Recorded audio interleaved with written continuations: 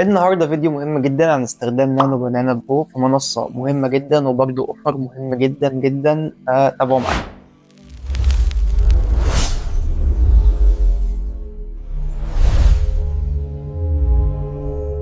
امبارح اتبعت عندي انفيتيشن من منصة مشهورة وقوية جدا عشان اجرب نانو بنانا برو بواجهة مميزة جدا وكمان جودة 4K. طبعا بقدر اختار الريشيو براحتي واختار الجودة براحتي واختار عدد الصور بتاعتي. فانا شايف ان ده كان عرض مايتل فيتش واشتراك برضه مايتل فيتش هتعرفوه كمان شوية، فلينا نتابع. ودي كانت منصة Higgsfield, where innovation becomes reality.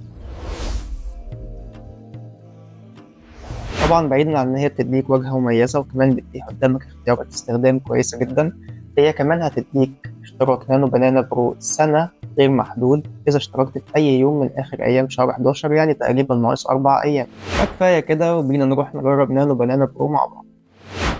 طبعا بعد ما تفتح السايت هنا هتروح عند ايمج وتختار نانو بنانا برو. ثواني. طبعا زي ما حكينا تقدر هنا تختار أي مقاس براحتك، فأنا هسيب هنا فرضا مقاس التيك توك عشان يظهر تحركه بعدين. وبرضه الجودة طبعا هنجرب 4K. هنا أنا عايز عدد صورة واحدة. كويس، وبياخد منك 4 كريدت. أنا بصراحة كنت محضر يعني كام برومبت كده باستخدام شات جي بي تي، فعندك هنا فرضا ده رقم واحد عشان تتشيك بالجودة بتاعته.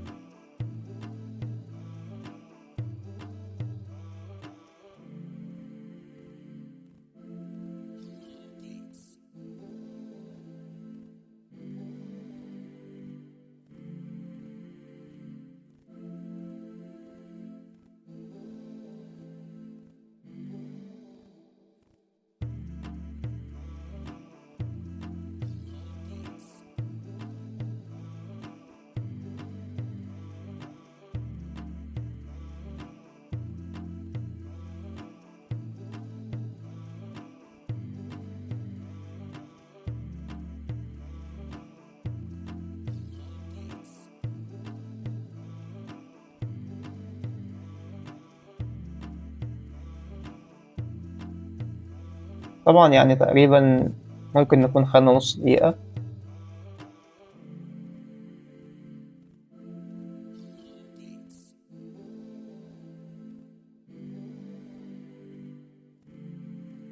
وأعتقد هنا الجودة كويسة جدا، يعني شارب شوية وإضاءة متوزعة تمام يعني.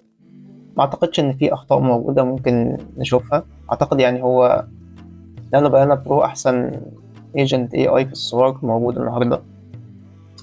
تمام، يعني أعتقد في تيست الجودة هو يعني يعدي باكتساح.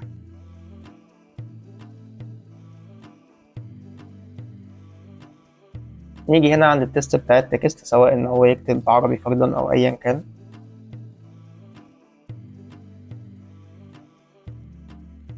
يعني عايزين نخرج.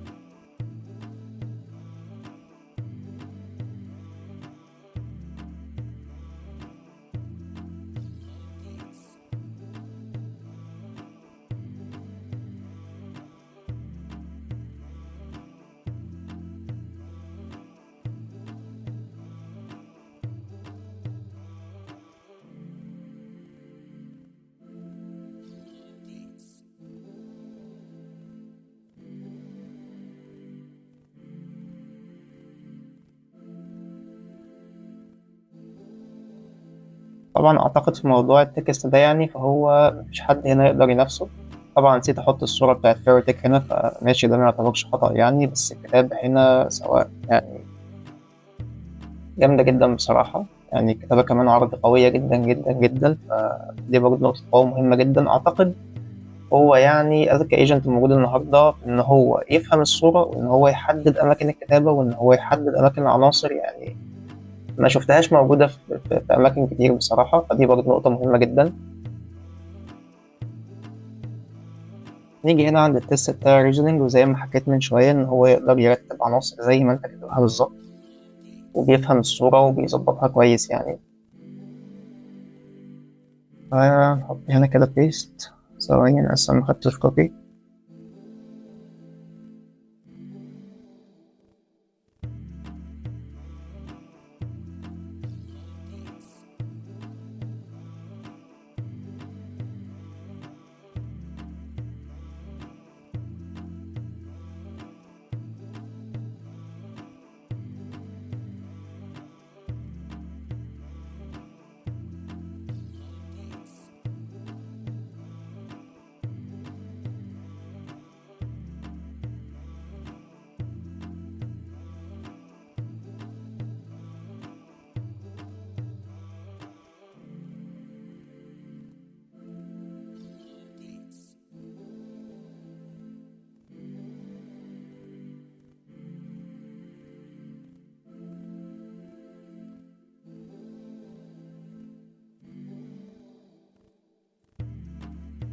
تمام، اعتقد يعني زي ما احنا كاتبين بالظبط هيظهروا هنا في الصور، فيعني برضو التست ده هو يعديه بجدارة برضو. طبعا برضو من اهم تجربة نانو بنانا برو ان انت تقدر ترفع اكتر من صورة وتدمجهم مع بعض. يعني هو تقريبا تقدر ترفع 9 صور كإنبوت. انا هرفع هنا صورتين بس، هغير هدومي في الصورة دي يعني. ثواني، كنت واخد برامج هنا كوبي. تمام، دوس جنريت. طبعا متوقع ان هو نفس الصورة دي بنفس الديكور بنفس اي حاجة تغير كده بالجاكيت بتاع مدريد ده.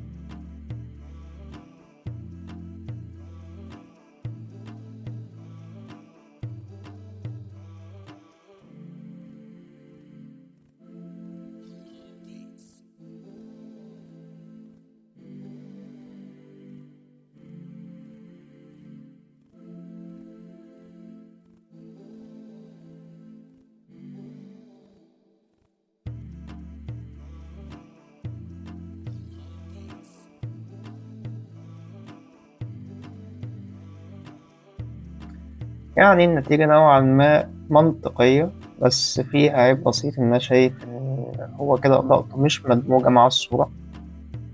يعني برضه هو محطش وضع إيدي زي ما هي، أنا كنت متصور بجنب واحد تقريبا، بس تكاد تكون يعني منطقية، ممكن تعدي شوية. وبس. يعني أعتقد إن هي تجربته منطقية جدا. وتجربة نانو بنانا برو عموما أخطاء بسيطة جدا، بعيد عن الصورة دي. حتى منظري فيها عبيط، وغير منظر وشي شويتين أو مغيرهاش، مش عارف، مش متأكد بصراحة. بس أنا شايف إن هي تجربة منطقية، وشايف إن أنت يعني ما تفوتش أوفر زي ده. وكمان ما تفوتش أنت تستخدم نانو بنانا برو عموما، هيطورك في حاجات كتير جدا وهيفيدك في حاجات كتير كتير جدا. وبس. ده كان فيديو النهاردة، أتمنى أكون قدرت أفيدك. وما تنساش تتابعني، أنا محمد أشرف، دي قناة كارتك. أشوفكم بخير.